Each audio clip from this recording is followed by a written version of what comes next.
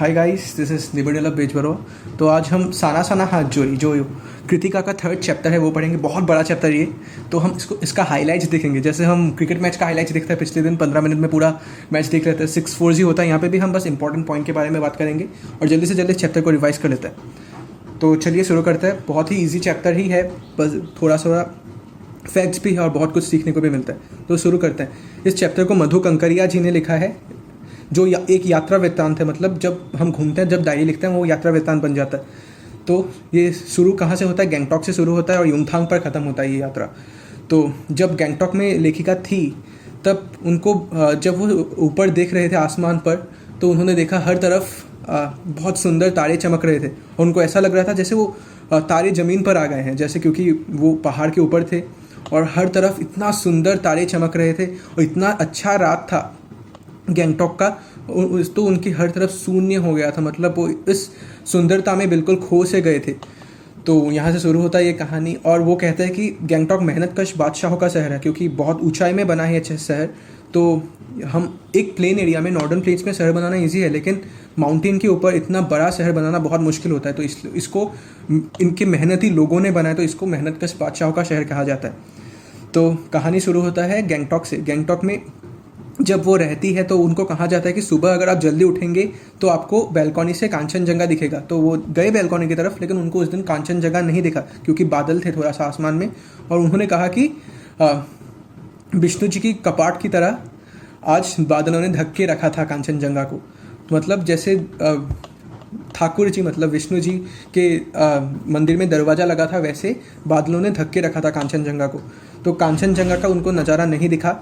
तो इसी कारण, लेकिन अभी शुरू हो गया यात्रा। उनके साथ उनकी दोस्त मणि थी और जितेंद्र नार्गी, जो ड्राइवर कम गाइड थे उनका।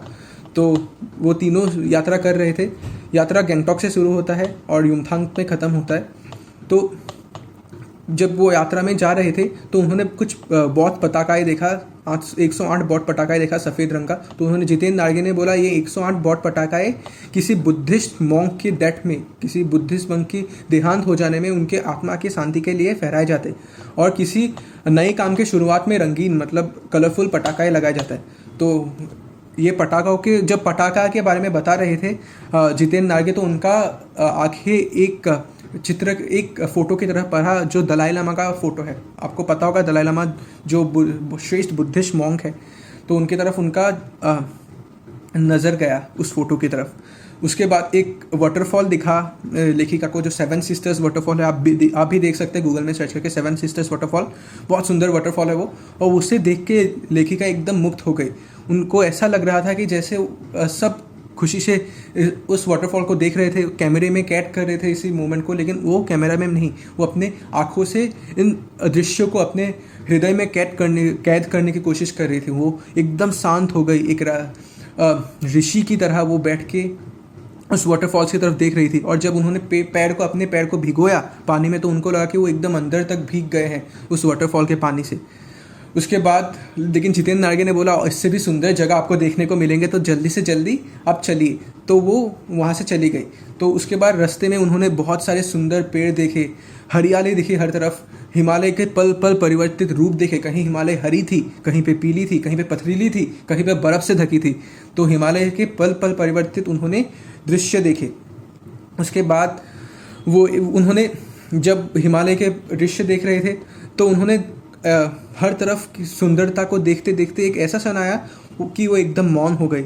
उनको झंझोर कर रख दिया कि कुछ पहाड़ी औरतें पत्थर काट रही थी। तो उन्होंने सोचा कि प्राकृतिक इस सुंदरता के बीच में भी जीवन, मौत, भूख का जंग जारी है। इन कोमल हाथों से वो पत्थर काट रही थी। और ये लेखिका बोलती है कि ये लोग कितना कम लेके इस दुनिया को कितना कुछ दे देते हैं। इससे ये तात्पर्य है कि जो सामान्य लोग होते हैं, जो सामान्य काम करते हैं, जो छोटे काम करते हैं, वो लोग कितना कम लेते हैं, लेकिन हमारे समाज को कितना दे देते हैं। आप देख सकते हैं कृषक कितना कम पैसों में वो हमारे लिए अनाज उगाते हैं और हमारा भूख मिटाते हैं। हमारे रास्ते को बनाने वाले जो मजदूर होते हैं वो कितना कम लेते हैं, लेकिन इतना काम करते हैं, इतना सुंदर रास्ते बनाते हैं हमारे लिए। उसके बाद उन्होंने ऐसे, वो एकदम दुखी हो गए थे उन औरतों को देख के। वो इतना उनके पीठ पे वो अपने बच्चों को लाद कर जा रहे थे। तो तभी वो एकदम एक मात्रा में हंस पड़े, सब औरतें हंस पड़े। तो लेखिका को भी ये पता चला कि हर तरफ दुख तो मिलेगा, लेकिन अगर आप चाहो तो खुश रह सकते हैं। इतने मुश्किलात में भी वो हंसते हंसते खुशी रह रहे थे। तो ऐसे ऐसे सफ़र आगे बढ़ रहा था। जब जब वो जहाँ जहाँ जितना ऊपर वो जा रहे थे, रास्ते और भी घुमावदार होते जा रहे थे, क्योंकि हमको पता है पहाड़ी रास्ते थोड़ा सा घुमावदार होता है। तो जाते जाते उन्होंने देखा कि बहुत सारे बच्चे उनको लिफ्ट मांग रहे हैं, मतलब स्कूल में जाने के लिए लिफ्ट मांग रहे हैं।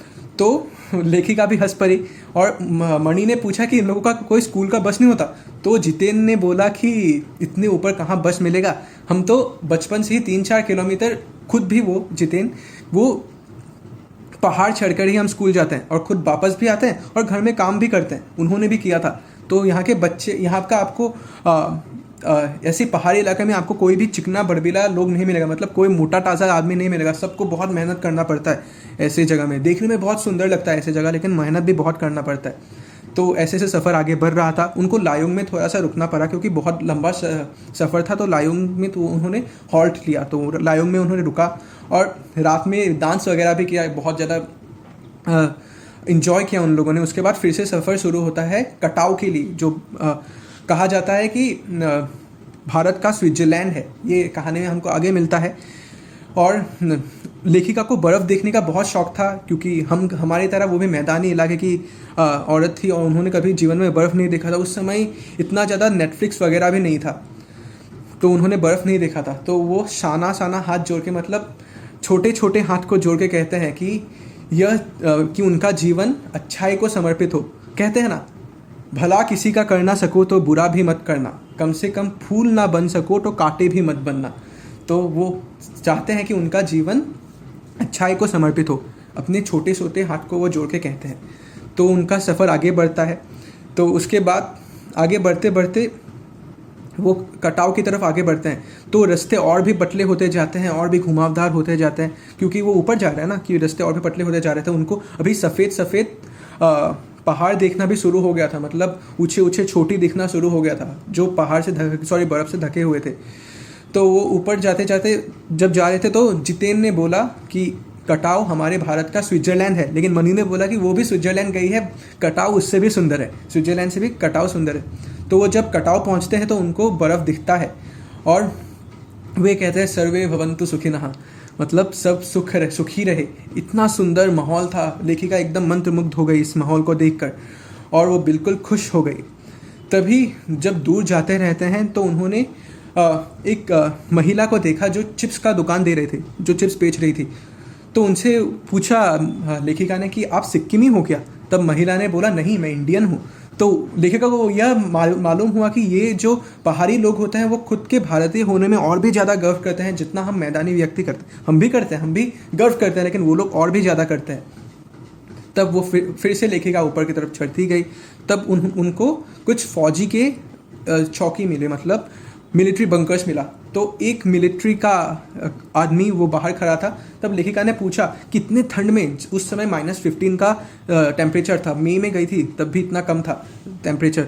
तो लेखिका ने पूछा आपको कभी इतना मुश्किल नहीं होता क्या, इतने आप ऊंचाई में काम करते हैं, इतने ठंडी में काम करते हैं? तब मिलिट्री मैन ने बोला कि आपका कल अच्छा हो इसीलिए तो आज हम मेहनत करते हैं।